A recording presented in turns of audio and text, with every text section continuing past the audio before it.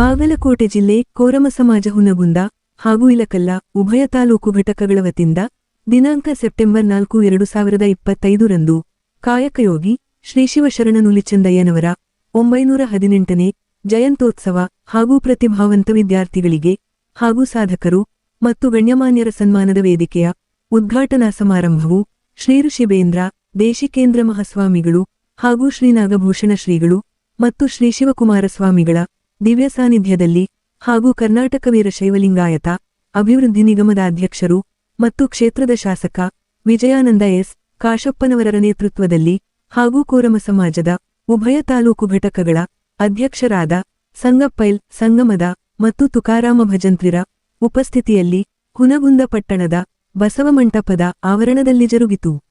ಈ ಕಾರ್ಯಕ್ರಮದಲ್ಲಿ ಶಾಸಕ ಕಾಶಪ್ಪನವರರು ಉದ್ಘಾಟನೆ ಪರ ಹಾಗೂ ಕೋರಮ ಸಮಾಜದ ಮುಖಂಡರಾದ ಬಸವರಾಜ ಹುನಕುಂಟಿ ಪ್ರಾಸ್ತಾವಿಕ ಪರ, ಕ್ಷೇತ್ರದ ಮಾಜಿ ಶಾಸಕ ದೊಡ್ಡನಗೌಡಜಿ ಪಾಟೀಲರು ಶರಣರ ಭಾವಚಿತ್ರಗಳಿಗೆ ಪುಷ್ಪನಮನ ಪರ ಹಾಗೂ ಕೋರಮ ಸಮಾಜದ ಹಿರಿಯ ಚಿಂತಕರಾದ ನೀಲಕಂಠಪ್ಪ ಭಜಂತ್ರಿರು ಮತ್ತು ಜಿಲ್ಲಾಧ್ಯಕ್ಷರಾದ ಅಶೋಕ ಬಿ ಭಜಂತ್ರಿರು ಹಾಗೂ ಅಧ್ಯಕ್ಷತೆ ವಹಿಸಿದ ಸಂಗಪ್ಪ ಸಂಗಮದರು ಅಧ್ಯಕ್ಷೀಯ ಪರ ಹಾಗೂ ಶ್ರೀಮತಿ ಶ್ರೀದೇವಿ ಉತ್ಲಾಸರರು ಅತಿಥಿಗಳ ಪರ ಹಾಗೂ ಶಿಕ್ಷಕರಾದ ತಮ್ಮಣ್ಣೆಪ್ಪ ಬಿ ಭಜಂತ್ರಿರು ಉಪನ್ಯಾಸ ಪರ ಹಾಗೂ ಶ್ರೀಗಳು ಆಶೀರ್ವಚನ ಪರ ಮಾತನಾಡಿ, ಕೋರಮೆಂಬ ಶಬ್ದವು ಸಮಾಜದಲ್ಲಿ ಬಳಕೆಗೆ ಬರಲು ಜಾತಿಸೂಚಕವಾಗದೆ ಕಾಯಕಯೋಗಿಗಳು ಮತ್ತು ಶಿವಶರಣ ನೂಲಿಚಂದಯ್ಯನವರು ಜೀವಿತಾವಧಿಯಲ್ಲಿ ಕಾಯಕ ಮಾಡಿಕೊಂಡ ಪೊರಕೆ, ಮೊಗಡ, ಬಿದರಿನ ಪುಟ್ಟಿ ತಯಾರಿಕೆ, ಬೇಟೆ ಸಿಗದಿದ್ದಾಗ ಉದ್ದನೆಯ ಬಿದರಿನಿಂದ ನುಡಿಸುವ ಮಂಗಲ ಸಾಧನ ಹಾಗೂ ನೂಲುವ ಸೇರಿ ಇತರೆ ಅಲೆಮಾರಿ ಕಾಯಕ ವೃತ್ತಿಗಳಿಂದ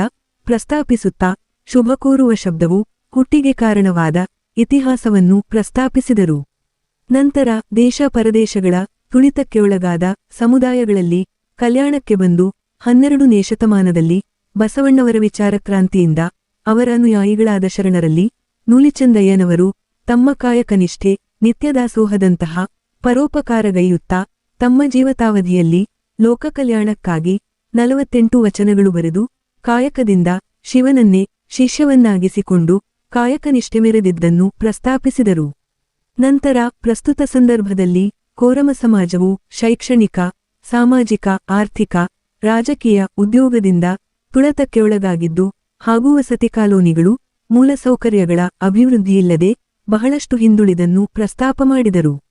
ನಂತರ ಪ್ರಥಮ ಬಾರಿಗೆ ಹಿಂದಿನ ಬಿಜೆಪಿ ಸರಕಾರದ ಮುಖ್ಯಮಂತ್ರಿ ಬಸವರಾಜ ಬೊಮ್ಮಾಯಿಯವರು ಶಿವಶರಣ ನೂಲಿಚಂದಯ್ಯನವರ ಜನ್ಮದಿನಾಚರಣೆ ಜಾರಿ ಮಾಡಿದ್ದು ಹಾಗೂ ಇತ್ತೀಚೆಗೆ ಮುಖ್ಯಮಂತ್ರಿ ಸಿದ್ದರಾಮಯ್ಯನವರ ನೇತೃತ್ವದ ಕಾಂಗ್ರೆಸ್ ಸರಕಾರವು ಪರಿಶಿಷ್ಟ ಜಾತಿಗಳ ಮೀಸಲಾತಿ ಹಂಚಿಕೆ ಮಾಡಿದ ಶಾಸನವು ಅಲೆಮಾರಿ ಪಟ್ಟಿಯಲ್ಲಿ ಬರುವ ಕೋರಮ ಸಮಾಜಕ್ಕೆ ಮರಣ ಶಾಸನವಾಗುವ ಸಮಾಜ ಬಾಂಧವರ ಪ್ರಸ್ತಾವಕ್ಕೆ ಹಾಲಿ ಮತ್ತು ಮಾಜಿ ಶಾಸಕರು ಶೈಕ್ಷಣಿಕವಾಗಿ ಸಾಕ್ಷಾತ್ಕಾರಗೊಳ್ಳಲು ಹಾಗೂ ಸಾಮಾಜಿಕ, ಆರ್ಥಿಕ, ರಾಜಕೀಯವಾಗಿ ಮುಖ್ಯವಾಹಿನಿಗೆ ಬರಲು ಒಗ್ಗಟ್ಟಿನ ಹೋರಾಟದಿಂದ ಮಾತ್ರ ಸಾಧ್ಯ.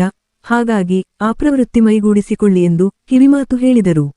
ನಂತರ ಶಾಸಕ ಕಾಶಪ್ಪನವರರು ನೀವು ಯಾವುದೇ ಸರಕಾರದ ಮಟ್ಟದಲ್ಲಿ ಯಾವುದೇ ಬೇಡಿಕೆಗೆ ಮುನ್ನುಗ್ಗಿದರೆ ಲಿಂಗೈಕ್ಯ ಸಚಿವರಾದ ಎಸ್.ಆರ್. ಕಾಶಪ್ಪನವರರ ಕಾಲಾವಧಿಯಲ್ಲಿ ಹೇಗೆ ಆತ್ಮೀಯ ಬಾಂಧವ್ಯ ಹೊಂದಿದ್ದಿರೋ ಅದೇ ಬಾಂಧವ್ಯವು ನನ್ನೊಂದಿಗೆ ಸಾಗಿ ಬಂದಿದೆ. ಖಂಡಿತವಾಗಿಯೂ ಸಮಾಜದಲ್ಲಿ ಮದುವೆ, ಮುಂಜಿ ಸೇರಿ ಇತರೆ ಶುಭಮಂಗಲದ ಕಾರ್ಯಗಳಲ್ಲಿ ಹಾಗೂ ಕೊನೆಗೆ ಪ್ರಾಣತ್ಯಾಗ ಮಾಡಿದವರಿಗೂ ನಿಮ್ಮುಸಿರಿನಿಂದ ಶುಭ ಕೋರುತ್ತಿರಿ. ಹಾಗಾಗಿ ಕೊಟ್ಟ ಮಾತಿನಂತೆ ಮತ್ತು ನುಡಿದಂತೆ ನಡೆಯದಿದ್ದರೆ ಇದೇ ನನ್ನ ಕಡೆ ಜನ್ಮವು ನನ್ನದಾಗುತ್ತದೆ ಎಂದರಲ್ಲದೆ ಸರಕಾರ ಮಟ್ಟದಲ್ಲಿನ ಬೇಡಿಕೆಯಿಂದ ಹಿಡಿದು ಹುನಗುಂದ ಮತ್ತು ಇಲಕಲ್ಲನ ಸಮಾಜ ಬಾಂಧವರ ಸಮುದಾಯ ಭವನಗಳ ನಿರ್ಮಾಣ ಬೇಡಿಕೆಗೆ ತಲಾ 25 ಲಕ್ಷ ರೂಪಾಯಿಗಳ ವೆಚ್ಚದಲ್ಲಿ ರಾಮವಾಡಗಿ ರಸ್ತೆಯಲ್ಲಿ ಇರುವ ಜಗೆಯಲ್ಲಿ ಹಾಗೂ ಇಲಕಲ್ಲಿನಲ್ಲಿ ನಿರ್ಮಿಸಲು ನಿಮ್ಮುಸಿರಾಗಿರುತ್ತೇನೆಂದು ಅಭಯ ನೀಡಿದರು. ಈ ಒಂದು ಕಾರ್ಯಕ್ರಮದಲ್ಲಿ ರಾಜ್ಯ ಕೋರಮ ಸಮಾಜದ ಉಪಾಧ್ಯಕ್ಷರಾದ ಮಹಾಂತೇಶ ಬಿಂಜವಾಡಗಿ, ಹಿರಿಯ ಕಾಂಗ್ರೆಸ್ ಪಕ್ಷದ ನಾಯಕರಾದ ಬಾಯಕ್ಕಮೇಟಿ, ಪುರಸಭೆ ಅಧ್ಯಕ್ಷೆ ಶ್ರೀಮತಿ ಭಾಗ್ಯಶ್ರೀ ರೇವಡಿ, ಇಲಕಲ್ಲ ನಗರ ಸಭೆ ಅಧ್ಯಕ್ಷೆ ಶ್ರೀಮತಿ ಸುಧಾರಣಿ ಸಂಗಮ, ಮುಖಂಡರಾದ ವಿಜಯ ಮಹಾಂತೇಶ ಗದ್ದನಕೇರಿ, ರಾಜಕುಮಾರ ಬಾದವಾಡಗಿ ಸೇರಿದಂತೆ ಇತರೆ ಕೋರಮ ಸಮಾಜದ ಹಿರಿಯ ಮುಖಂಡರು ವೇದಿಕೆ ಅಲಂಕರಿಸಿದ್ದರು. ಹಾಗೂ ಕಾರ್ಯಕ್ರಮದ ನಿರೂಪಣೆಯನ್ನು ಶಿಕ್ಷಕರು ಮತ್ತು ಶಿಕ್ಷಕಿಯರಾದ ರೇಣುಕಾಜಿ ಗೋತಗಿ ಮತ್ತು ರಾಘವೇಂದ್ರಡಿ ಭಜಂತ್ರಿರು ನಿರೂಪಿಸಿದರು. ಹಾಗೂ ಕಾರ್ಯಕ್ರಮದಲ್ಲಿ ಹುನಗುಂದ ಇಲಕಲ್ಲುಭಯ ತಾಲೂಕುಗಳ ಕೋರಮ ಸಮಾಜದ ಗುರುಹಿರಿಯರು ತಾಯಂದಿರು, ಯುವಕರು, ಯುವತಿಯರು, ಮಕ್ಕಳು ಉಪಸ್ಥಿತರಿದ್ದರು. Lokanayaka Kannada news bureau report Hungund. ಹುಲ್ಲಿನ ಹಗ್ಗ ಹೊಸೆಯುವ ಮೂಲಕ, ನುಲಿಯುವ ಮೂಲಕ, ಅದಕ್ಕೆ ನುಲಿವು ಅಂತಾರೆ, ಹೊಸೆಯುವುದು ನುಲಿಯುವುದು ಅಂತ ಹೇಳ್ತಾರೆ. ಹಗ್ಗ ಹೊಸೆಯುವ ಮೂಲಕ ತಮ್ಮ ಕಾಯಕದಿಂದ ಬಂದಂಥ ಹಣದಲ್ಲಿ ಅದನ್ನ ಅವರೊಬ್ಬರೇ ಸ್ವೀಕಾರ ಮಾಡ್ತಾರೆ. ಎಲ್ಲ ಜಂಗಮರಿಗೆ ಮತ್ತು ಇನ್ನಿತರ ಜನರಿಗೆ ಅದನ್ನು ಹಂಚಿ ತಾವು ಕೂಡ ಊಟ ಮಾಡ್ತಕ್ಕಂಥದ್ದು. ಪ್ರತಿದಿನ ದುಡದೇ ಊಟ ಮಾಡ್ತಕ್ಕಂಥ ಒಂದು ಪದ್ಧತಿಯನ್ನು ನುಲಿ ಚಂದ್ರಯ್ಯನವರು ಇಟ್ಕೊಂಡು, ಶಿವಮೊಗ್ಗ ಮತ್ತು ಎಣ್ಣೆಹೊಳೆ ಅಂತೇಳಿ ಆ ಭಾಗದಲ್ಲಿ ಬಂದು ತದನಂತರ ಕೊನೆಯದಾಗಿ ಇವತ್ತು 6 ನಲ್ಲೂರು ಅಂತಾರೆ, ಹಿರಿಯ ನಲ್ಲೂರು ಅಂತ ಅಂತಾರೆ, ನುಳೆನೂರು ಅಂತ ಅಂತಾರೆ. ಹೊಳೆನೂರಿನ ತಾಲೂಕಿನಲ್ಲಿ ಇವತ್ತು ಅವರ ಒಂದು ದೇವಸ್ಥಾನವಿದೆ, ಸಮಾಜವೇ ಇದೆ. ಹೀಗೆ ಸಮಾಜಕ್ಕೆ ಒಂದು ಸಂದೇಶವನ್ನು ಕೊಟ್ಟಂಥವ್ರು ಯಾರಂದ್ರೆ ನುಲಿ ಚಂದ್ರಯ್ಯನವರು. ಯಾವ ಸಂದೇಶ? ಒಂದು ಸಂದೇಶವನ್ನು ಕೊಟ್ಟವರು ಯಾರಂದ್ರೆ ನುಲಿ ಚಂದ್ರಯ್ಯನವರು ಅನ್ನೋದು ಮಾತನ್ನು ನಾವು ನೆನಪಿಟ್ಕೊಳ್ಳೋಣ. ಒಂದು ಜಯಂತಿಗಳನ್ನು ಯಾಕೆ ಆಚರಣೆ ಮಾಡ್ತಾರೆ? ವರ್ಷಕ್ಕೊಮ್ಮೆ ಅವರು ಮಾಡಿದಂಥ ಸಾಧನೆಯನ್ನ, ಅವರು ಹಾಕಿಕೊಟ್ಟಂಥ ಮಾರ್ಗದರ್ಶನದಲ್ಲಿ ನಡೀತಕ್ಕಂಥದ್ದನ್ನ ನಾವು ಮಾಡಬೇಕು ಅನ್ನೋ ಒಂದು ಉದ್ದೇಶದಿಂದನೇ ಇವತ್ತು ವರ್ಷಕ್ಕೊಮ್ಮೆ ಅದನ್ನು ನೆನಪಾಡ್ಕೊಳ್ತಕ್ಕಂಥದ್ದು. ಇದು ಬರೀ ಮೆರವಣಿಗೆ ಕುಣಿದಾಡೋದು ಆಡೋದು ಅಷ್ಟೇ ಅಲ್ಲ, ಅವರು ಹಾಕಿಕೊಟ್ಟಂಥ ಸನ್ಮಾರ್ಗದಲ್ಲಿ ಇರೋದೇ ನಮ್ಮ ಕರ್ತವ್ಯ ಅನ್ನೋದು ಮಾತನ್ನ ನಾವೆಲ್ಲರೂ ತಿಳಿದುಕೊಳ್ಬೇಕು ಅನ್ನೋದು ವಿನಂತಿಯಲ್ಲಿ ಈ ಸಂದರ್ಭದಲ್ಲಿ ನಾನು ಮಾತಾಡಲಿಕ್ಕೆ ಬಯಸ್ತೀನಿ. ಬಹಳ ಅತ್ಯಂತ ವೈದ್ಯಕೀಯಕ್ಕಿಂತ ಮುಂಚಿತವಾಗಿ ಬೇಕಾಗಿರೋದು ಯಾರಪ್ಪ ಅಂದ್ರೆ ವೈದ್ಯಕೀಯರು. ಮದುವೆ ಸಮಾರಂಭ ಅಲ್ಲೇನು ಬೇಕು, ಆಮೇಲೆ ಅದಾದ ನಂತರ ಏನು ಏಲೋಕ ತೇಜಿಸಿದಾಗೂ ಕೂಡ ಇನ್ನೊಂದಿಗೆ ಸೇವೆ ಮಾಡ್ತಾ ಬಂದಿದೆ. ನಿಮಗೆ ಹೃತ್ಪೂರ್ವಕ ಧನ್ಯವಾದಗಳನ್ನು. ಯಾಕಂದ್ರೆ ಬೆಳಿಬೇಕಂದ್ರೆ ಯಾವ ರೀತಿ ಆರ್ಥಿಕವಾಗಿ ಬೆಳಿಬೇಕಂದ್ರೆ ಒಂದು ಸಲ ದುಡ್ಡು ಬರಲ್ಲ. ಶೈಕ್ಷಣಿಕವಾಗಿ ನೀವು ಮುಂದೆ ಬಂದಾಗ, ಶೈಕ್ಷಣಿಕವಾಗಿ ನೀವು ಎಚ್ಚೆತ್ತುಕೊಂಡಾಗ ಮುಂದೆ ನಿಮಗೆ ಅನೇಕ ಅನುಕೂಲಗಳು ನೀವು ಸ್ವತಂತ್ರ ಮಾಡ್ಬೋದು ಅಥವಾ ಸರ್ಕಾರದಿಂದ ಕೂಡ ಅನುಕೂಲಗಳಾಗ್ತಕ್ಕಂಥದ್ದು ಇರ್ತದೆ. ಆದ್ದರಿಂದ ನಾನು ನಿಮ್ಮಲ್ಲಿ ವಿನಂತಿ ಮಾಡ್ಕೊಳ್ತೇನೆ, ಸಮಾಜದಲ್ಲಿ ಒಗ್ಗಟ್ಟಿರಬೇಕು. ಜೊತೆಗೆ ಆ ಒಗ್ಗಟ್ಟು ಯಾವುದಕ್ಕೆ ಉಪಯೋಗ ಆಗಬೇಕಪ್ಪ ಅಂದರೆ ಸಮಾಜದ ಕಲ್ಯಾಣಕ್ಕಾಗಿ, ಸಮಾಜದ ಅಭಿವೃದ್ಧಿಗಾಗಿ, ಸಮಾಜಕ್ಕೆ ಒಂದು ಒಳ್ಳೆ ಮಾರ್ಗದರ್ಶನ ಕೊಡ್ತಕ್ಕಂಥ ಪೂಜ್ಯರು ನಿಮ್ಮಲ್ಲಿ ಇರೋದ್ರಿಂದ ಆ ಪೂಜ್ಯರ ಮಾರ್ಗದರ್ಶನದಲ್ಲಿ ಇವತ್ತು ಈ ಸಮಾಜವನ್ನು ಮುನ್ನಡೆಸ್ತಕ್ಕಂಥ ಕೆಲಸವನ್ನು ನೀವೆಲ್ಲರೂ ಒಂದಾಗಿ ಒಗ್ಗಟ್ಟಾಗಿ ಮಾಡಬೇಕು ಅನ್ನೋ ಒಂದು ವಿನಂತಿ ನೀವು ಹೇಳ್ತಿರ್ಬೇಕಂತ ನಾನು ಮಾಡಿಕೊಳ್ಳಿ. ಯಾರು ಆರ್ಥಿಕವಾಗಿ, ಶೈಕ್ಷಣಿಕವಾಗಿ, ಸಾಮಾಜಿಕವಾಗಿ ಹಿಂದುಳಿದಾರೆ ಅವರೆಲ್ಲರೂ ಕೂಡ ಮುಂದೆ ಬರಬೇಕಂದ್ರೆ ಶಿಕ್ಷಣಕ್ಕೆ ಹೆಚ್ಚಿನ ಒತ್ತನ್ನು ಕೊಡಬೇಕು ಅನ್ನೋ ಒಂದು ವಿನಂತಿಯನ್ನು ಮಾಡಿ ಇನ್ನೂ ಹಲವಾರು ವಿಚಾರಗಳನ್ನು ನಿಮ್ಮ ಜೊತೆ ಹಂಚ್ಕೊಳ್ಳೋದಿದೆ. ಸಮಯ ಬಂದಾಗ ಮತ್ತೊಮ್ಮೆ ಹಂಚ್ಕೊಳ್ತೀನಿ. ಇದು ನಮ್ಮ ವೇದಿಕೆಯಲ್ಲ, ಇದು ನಿಮ್ಮ ವೇದಿಕೆ. ಇದಕ್ಕೆ ಗೌರವ ಕೊಟ್ಟು ಬಹಳಷ್ಟು ಕಷ್ಟಪಟ್ಟು ಗೌರವಿಸುವಂಥದ್ದು ನಮ್ಮ ಸಮಾಜ. ಯಾಕಂದ್ರೆ ಮೊದಲ ನಮ್ಮ ಕಶಪ್ಪ ಸಾಹೇಬರು ಬರ್ತಾರೆ, ಅವರು ಹೊಲದಲ್ಲಿ ಬೆಳೆಯುವಂಥ, ಬದಿಯಲ್ಲಿರುವಂಥ ಲೆಕ್ಕಿ ಕಟ್ಟಿಗೆದಾಗಿ ಬಿಸಿಲು ತಗೊಂಡು ಬಂದು ಹುಟ್ಟಿ ಅನ್ನೋದು ಮಾಡಿದಂಥ ಸಮಾಜ ನಮ್ಮ ಭಜನೆ ಸಮಾಜ. ಇವತ್ತ ಕಾಂಕ್ರೀಟ್ ವ್ಯವಸ್ಥೆ ಅದ, ನೀರು ಮುದ್ದೆ ಅಂತ ಹಾಕ್ಬೇಕು ಮನೆಗಳಿಗೆ. ಅವಾಗ ಬುಟ್ಟಿಯನ್ನು ಕೊಟ್ಟು ಅವಾಗ ಆ ಬುಟ್ಟಿ ತಗೊಂಡೋಗಿ ಆ ಕೆಸರನ್ನು ತುಂಬಿ ನೀರು ಮುದ್ದೆ ಹಾಕುವಂಥ ಸಹಾಯಕರಾದಂಥದ್ದು ನಮ್ಮ ಸಮಾಜ. ಅದಕ್ಕಾಗಿ ಈಗ ನಮ್ಮ ಸಮಾಜವನ್ನು ನಾವು ಬಹಳಷ್ಟು ಗೌರವದಿಂದ ಕಾಣಬೇಕಾದ ದಯವಿಟ್ಟು ನಮ್ಮ ಶಾಸಕರನ್ನು ಒಂದು ವಿನಂತಿ ಮಾಡ್ಕೊಳ್ತೀನಿ. ಈಗಾಗಲೇ ತಾವು ಅಧಿವೇಶನದಲ್ಲಿ ನಾವು ಬಹಳಷ್ಟು ವಿನಂತಿ ಮಾಡಿ ಹೋಗೋದು ಇದು ಮಾಡಿ, ಆದರೂ ನಮ್ಮ ಸಮಾಜದ ಇದಾಗಲ್ಲ. ದಯವಿಟ್ಟು ಸಾಮಾನ್ಯ ಮುಖ್ಯಮಂತ್ರಿಗಳಿಗೆ ಹೇಳಿ, ದಯವಿಟ್ಟು ನಮಗೀಗ ಆಗಂತ ಅನ್ಯಾಯ ನೀವು 6% ಕೊಡಿ, 10 ಕೊಡಿ. ನಮ್ಮ ಸಮಾಜದೊಳಗೆ ಇರುವಂಥ ಬಂಜಾರ ಸಮಾಜ ಇರ್ಬೋದು, ಭೂಮಿ ಸಮಾಜ ಇರ್ಬೋದು, ಹೊರಜಿರ್ಬೋದು, ಪ್ರಭಾವ ಈ ಸಮಾಜದವರಿಗೆ ಬಹಳ ಅನ್ಯಾಯ ಆಗಿದೆ. ಇದನ್ನು ಮುಂದುವರಿಸಿದ್ವಪ್ಪ ಅಂತಂದ್ರೆ ಮುಂದಿನ ನಮ್ಮ ಪೀಳಿಗೆ ಮತ್ತಷ್ಟು ಎಲೆಕ್ಷನ್ ಹೊರತಾಗಿ ಯಾರು ಯಜಮಾನರನ್ನು ಪಡೆಯುವಂಥ ಸಾಧ್ಯತೆ ಆಗೋದಿಲ್ಲ. ದಯವಿಟ್ಟು ನಮ್ಮ ಸಮಾಜದೊಳಗೆ ಶಿಕ್ಷಣ ಕಲಿಯಬೇಕು. ಎಲ್ಲಿ ತನಕ ಅಂತಂದ್ರೆ ಈ ರಾಜಸ್ಥಾನ ಜನ ನೋಡಿಲ್ಲ, ರಾಜಸ್ಥಾನದಿಂದ ಬಂದು ಇಲ್ಲಿ ಉದ್ಯೋಗ ಮಾಡ್ಕೊಂಡು ಅವ್ರಿಗೆ ಹೆಚ್ಚಿಗೆ ಹೇಳಿ ಊಟ ಕರೆಕ್ಟ್ ಕೊಡ್ರಿ, ಆದ್ರೆ ಒಂದು ರೂಪಾಯಿ ಹೆಚ್ಚಿಗೆ ಹೇಳ್ರಿ. ಜನರು ನಿಮ್ಮನ್ನು ಅಂಜಿಸ್ತಾರ, ಸಮಾಜ ಒಪ್ಪಿಸ್ತಾರೆ. ನಾವಾಗ ಏನು ಮೋಸ ಮಾಡಿದ್ರು ಅಂದ್ರೆ ಭಜಂತ್ರಿ ಸಮಾಜ ನಮ್ಗೆ ತೂಕ ಕಡಿಮೆ ಕೊಡ್ತಾರ, ಭಜಂತ್ರಿ ಸಮಾಜ ತೂಕ ಕಡಿಮೆ ಕೊಡ್ತಾರ ಅಂತಂದ್ರೆ ನಮಗೆ ಅದು ಬೇಡ. ಅವ್ರು ಕಾಯಕ ಹೇಳಿ ನಮ್ಮ ಗುರು ಏನು ಹೇಳ್ಕೊಟ್ಟಾರ ಅದು ನಾವು ಕಾಯಕ ಮಾಡಿ. ದಯವಿಟ್ಟು ಇವತ್ತ ಕಾಂಗಾರ 7ನೇ ತನಕ ಬಂದ್ಕೊಳ್ಳೋದು ಒಂದು ಸ್ಟೇಜ್ ಇತ್ತವ, 1ರಿಂದ 7ನೇ ತನಕ ಅವಾಗ ತಾಲೂಕು ಮಟ್ಟದಲ್ಲಿ ಪರೀಕ್ಷೆ. ಎಲ್ಲರನ್ನ ಸಂಭ್ರಮಿಸಿ, ಎಲ್ಲರನ್ನ ಸಂತೋಷಿಸಿ, ಎಲ್ಲರನ್ನು ಸಂಭ್ರಮಿಸಿ ಶ್ರಮಜೀವಿ ಕಾಯಕ ಯೋಗಿ ನಿಜಶರಣ ಶಿವಶರಣ ಯಾರಾದ್ರೂ ಇದ್ರೆ ಅದು 12ನೇ ಶತಮಾನದ ನೂರಿ ಚಂದಯ್ಯನವರು ಅನ್ನೋ ಮಾತನ್ನು ಯೋಚನೆ ಶಿವಶರಣರಲ್ಲಿ ಅನ್ನ ಬಸವಣ್ಣನವರ ಒಂದು ಜೊತೆಯಾಗಿ ಅನುಭವ ಮಂಟಪದಲ್ಲಿ ಸುಮಾರು 770 ಶರಣರಿದ್ರು ಅನ್ನೋದನ್ನ ನಾವು ಇತಿಹಾಸದಲ್ಲಿ ಓದ್ತೀವಿ. ಅದರಲ್ಲಿ ವಿಶೇಷವಾದ ಶಿವಶರಣ ಕಾಯಕ ಯೋಗಿ ಎನಿಸಿಕೊಂಡಿರುವಂತ ಯಾವ್ದಾದ್ರು ಒಬ್ಬ ಶರಣ ಇದ್ರೆ 770ರಲ್ಲಿ ಅದು ನೂರಿ ಚಂದಯ್ಯನವರು ಅನ್ನೋ ಮಾತನ್ನು ಹೇಳಬೇಕಾಗುತ್ತೆ. ಕೇವಲ ಹೊಗಳಕ್ಕಾಗಿ ನಾನು ಈ ಮಾತನ್ನು ಹೇಳ್ತಾ ಇಲ್ಲ. ಬಸವಾದಿ ಶರಣರನ್ನ, ಬಸವಾದಿ ತತ್ವವನ್ನ, ಅನುಭವ ಮಂಟಪವನ್ನ, 12ನೇ ಶತಮಾನದ ಶಿವಶರಣರನ್ನ ಇವತ್ತು ನೆಚ್ಚಿ ನೆಂಬಿ ನಡೆದಂತ ಇವತ್ತು ನಾವೆಲ್ಲ ಬಸವನಾಡಿನ ಬಸವಾದಿ ಶರಣರನ್ನ ಒಂದು ಪುಣ್ಯ ಭೂಮಿಯಲ್ಲಿ ಜನಿಸಿರುವಂತ ಜನ ಅಂತ ಹೇಳಿ ನಾನು ಈ ಮಾತನ್ನ ಹೇಳಕ್ಕೆ ಇಷ್ಟಪಡ್ತೀನಿ ಅನ್ನೋ ಮಾತನ್ನ ಕೊಟ್ಟರು ಅನ್ನೋದನ್ನ ತಾವೆಲ್ಲ ಅರ್ಥ ಮಾಡ್ತೇವೆ. ಕಾಯಕ ಮತ್ತು ದಾಸೋಹ, ಕಾಯಕದಿಂದಲೇ ಇವತ್ತು ದಾಸೋಹವನ್ನ ಬರೆದು ದಾಸೋಹವನ್ನ ತನ್ನ ಸ್ವಾರ್ಥಕ್ಕಾಗಿ ಮಾಡಲಿಲ್ಲ, ತನ್ನ ಜೊತೆಗಿರುವಂತಹ ಅನೇಕ ಶಿವಶರಣರಿಗೆ ದಾಸೋಹವನ್ನ ಕೊಟ್ಟಂತ ಪುಣ್ಯಾತ್ಮ ಅದು ಚಂದ್ರಯ್ಯನವರು ಅನ್ನೋ ಮಾತನ್ನ ನಾನು ಇವತ್ತು ಹೆಮ್ಮೆ ಅಂತ ಹೇಳಬೇಕಾಗುತ್ತೆ. ಅವ್ರ ಬಗ್ಗೆ ಹೇಳ್ತಾ ಇದ್ರು ಅನೇಕ ಜನ. ಇವತ್ತು ನಮ್ಮ ಉಪನ್ಯಾಸಕರು, ನಮ್ಮ ಪ್ರಾಸ್ತಾವಿಕವಾಗಿ ಮಾತನಾಡುವಂತ ಸಂದರ್ಭದಲ್ಲಿ ನಮ್ಮ ಅಶೋಕ್ ಭಜಂತ್ರಿ ಸಾಹೇಬರು ಇವತ್ತು ಶಿವಶರಣ ಹೇಳಿದ ಮಾತನ್ನು ನಾವು ಅರ್ಥ ಮಾಡ್ತೇವೆ. ಆ ಒಂದು ನಿಟ್ಟಿನಲ್ಲಿ ನಾವು ಜೀವಿಸಬೇಕು. ಇವತ್ತು ನಾವು 918ನೇ ಜಯಂತಿ ಉತ್ಸವವನ್ನು ಮಾಡ್ತಾ ಇದ್ದೀವಿ. ಬಹುತೇಕ ನಮ್ಮ ಮನೆಯಾಗ ನಮ್ಮ ಮುಖ್ಯನ ಹೆಸರು ನಮ್ಗೆ ನೆನಪಿಲ್ಲ, ನಮ್ಮ ಮುತ್ತಾತನ ಹೆಸರು ನೆನಪಿಲ್ಲ. ಯಾರಿಗೆ ನೆನಪಿಲ್ಲ ನಮ್ಮ ಭಾರತದ ನಮ್ಮ ಮುಖ್ಯನ ಹೆಸರು ಹೇಳ್ಬೋದು. ಅವ್ರ ಮುಖ್ಯನ ಹೆಸರು ಯಾರಿಗೂ ನೆನಪಿಲ್ಲ.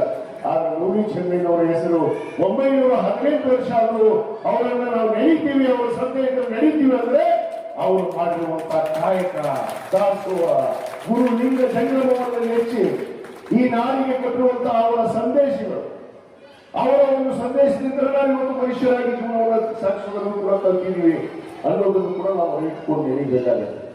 ಅದಕ್ಕೆ ನೂರಿ ಚೆನ್ನೈನವರು ಕಾಯಕ ಯೋಗಿಯಾಗಿ ಇವತ್ತು ಹೇಳಿದ್ರು ಅನೇಕ ಜನ.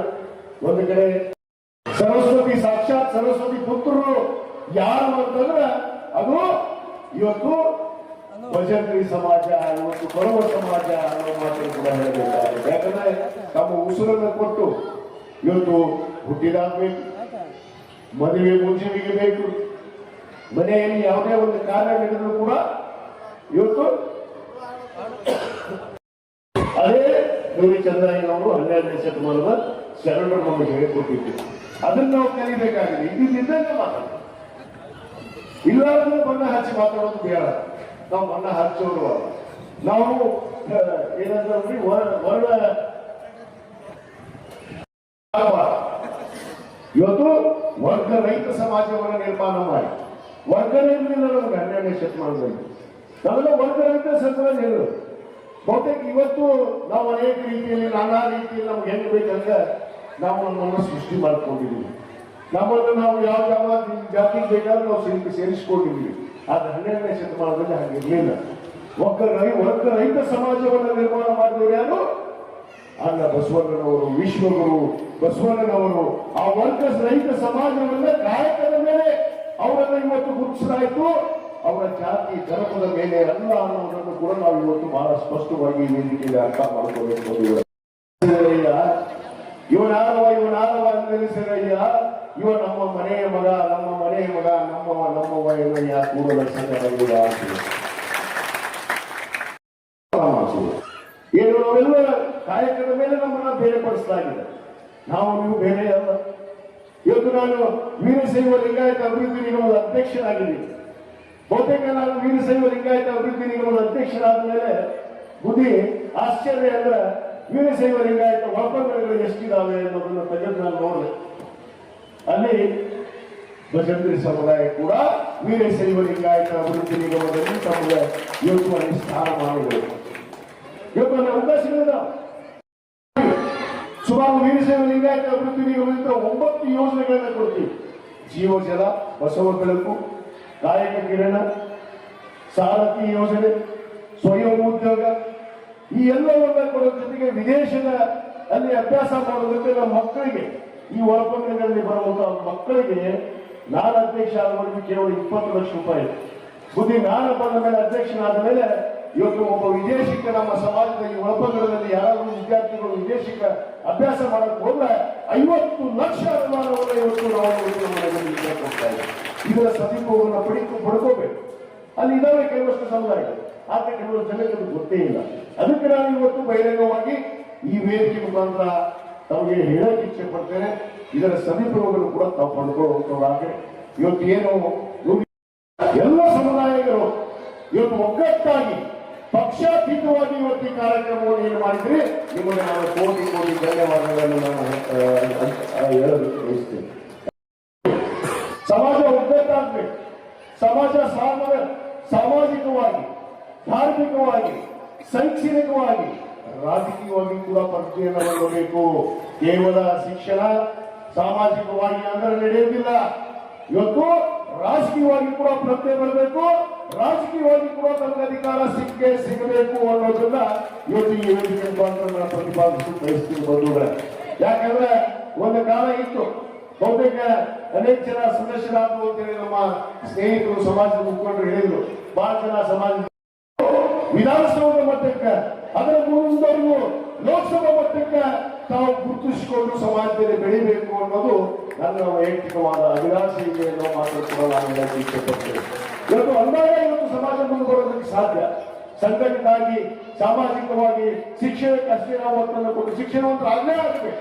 ಶಿಕ್ಷಣವಂತರ ಜೊತೆಗೆ ಇವತ್ತು ರಾಜಕೀಯ ಪ್ರಜ್ಞೆ ಕೂಡ ನಮ್ಮಲ್ಲಿ ಬರಬೇಕು. ಆ ರಾಜಕೀಯ ಪ್ರಜ್ಞೆ ಬಂದಾಗ ಇವತ್ತು ಸಮಾಜ ಮುಂದೆ ಬರೋದಕ್ಕೆ ಸಾಧ್ಯ. ಆ ನಿಟ್ಟಿನಲ್ಲಿ ಇವತ್ತು ನಮ್ಮ ಅಶೋಕ್ ಭಜಂತ್ರಿ ಅವರು ಹೇಳಿದ್ದಾರೆ, ಇವತ್ತು ರಾಜಕೀಯವಾಗಿ ನಾವು ಗುರುತಿಸಿಕೊಳ್ಳುವಂತ ಕೆಲಸ ಆಗಬೇಕು. ಒಂದು ಕಾಲ ಇತ್ತು, ಬಹುತೇಕ ನಾನು ಇಲ್ಲಿ ಹೇಳಿದ ಸಮಾಜ ಒಗ್ಗಟ್ಟಾಗಿ, ಸಂಘಟಿತ ಆಗಿ, ಇವತ್ತು ಯಾವುದೇ ಪಕ್ಷ ಭೇದವನ್ನು ಮರೆತು ಸಮಾಜ ಒಂದೇ ಅನ್ನೋದನ್ನ ಗುರಿ ಇಟ್ಟುಕೊಂಡು ತಾವು ಒಗ್ಗಟ್ಟಾಗಿ ಮುಂದೆ ಹೇಳಿದ್ರೆ ಖಂಡಿತವಾಗಿ ನಮಗೆ ನ್ಯಾಯ ಸಿಗುತ್ತೆ ಅನ್ನೋದು ಭರವಸೆ ನಾನು ಮಾಡಕ್ಕೆ ಇಷ್ಟಪಡ್ತೇನೆ.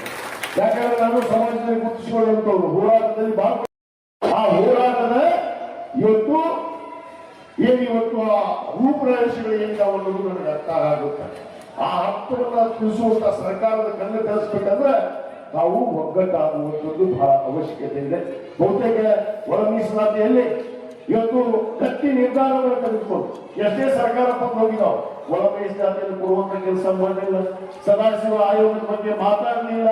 ಆದ್ರೆ ಆ ಗಟ್ಟಿ ನಿರ್ಧಾರವನ್ನು ತೆಗೆದುಕೊಂಡು ಇವತ್ತು ನಮ್ಮ ಸರ್ಕಾರ, ನಮ್ಮ ಮುಖ್ಯಮಂತ್ರಿಗಳಾದ ಸಿದ್ದರಾಮಯ್ಯನವರು ಒಳ ಮೀಸಲಾತಿ ಬಗ್ಗೆ ಇವತ್ತು ಧ್ವನಿ ಎತ್ತಿ ಗಟ್ಟಿಯಾಗಿ ನಿಂತಿದ್ದಾರಲ್ಲ, ಅದಕ್ಕೆ ನಾವು ಇವತ್ತಿನ ವೇದಿಕೆ ಪರವಾಗಿ ಅವರಿಗೆ ಅಭಿನಂದನೆಯನ್ನು ಹೇಳಲೇಬೇಕು. ಯಾಕಂದ್ರೆ ಒಳ ಮೀಸಲಾತಿ ಬಗ್ಗೆ ಯಾರು ಚರ್ಚೆ ಮಾಡಿಲ್ಲ. ಯಾಕಂದ್ರೆ ನಮ್ಮ ಅಶೋಕ್ ಭಜಂತ್ರಿ ಸಾಹೇಬ್ ಗೊತ್ತೈತೆ ಯಾವ ಸರ್ಕಾರ ಏನಾಗಿದೆ ಅನ್ನೋದ್ರ ಬಗ್ಗೆ. ಬಹುತೇಕ ಅಲ್ಪ ಸ್ವಲ್ಪ ಒಳ ಮೀಸಲಾತಿಯಲ್ಲಿ ಕೆಲವಷ್ಟು ಸಮುದಾಯಕ್ಕೆ ಹಿನ್ನಡೆ ಆಗಿರಬಹುದು. ಆ ಹಿನ್ನಡೆಯನ್ನ ಸರಿಪಡಿಸಿಕೊಳ್ಳುವಂತ ಶಕ್ತಿ ನಮ್ಮ ಸಮುದಾಯದಲ್ಲಿದೆ. ಇವತ್ತು ಆ ಒಳ ಮೀಸಲಾತಿಯಲ್ಲಿ ಏನಾದ್ರೂ ಇವತ್ತು ಹಿನ್ನಡೆ ಆಗಿದ್ರೆ ನಾನು ಇವತ್ತು ನೀವು ಎಲ್ಲರಿಗೂ ಉಸಿರನ್ನು ನೀಡುವಂತವರು ನೀವಾಗಿದ್ರೆ ನಾನು ನಿಮ್ಮ ಉಸಿರಿಗೆ ಉಸಿರಾಗಿ ನಿಲ್ತೀನಿ. ಆ ಹೋರಾಟವನ್ನು ನಾನು ಭಾಗವಹಿಸ್ತೀನಿ. ನಮಗೆ ನ್ಯಾಯವನ್ನು ಕೊಡಿಸುವಂತ ಸಂದರ್ಭ ಬಂದ್ರೆ ನಾನು ಮಾನ್ಯ ಮುಖ್ಯಮಂತ್ರಿಗಳ ಹತ್ರ ಹೋಗಿ ಆ ಮುಖ್ಯಮಂತ್ರಿಗಳ ಹತ್ರ ತಾವು ಒಳಗಿಸ್ಲಾತೀಯ ಏನ್ ಅನ್ಯಾಯ ಆಗಿದೆ ಅದಕ್ಕೆ ನ್ಯಾಯ ಕೊಡಿಸೋದಕ್ಕೆ ಕೂಡ ನಿಮ್ಮ ಜೊತೆಗೆ ನಾನು ಮುಂದಾಗ್ತೀನಿ.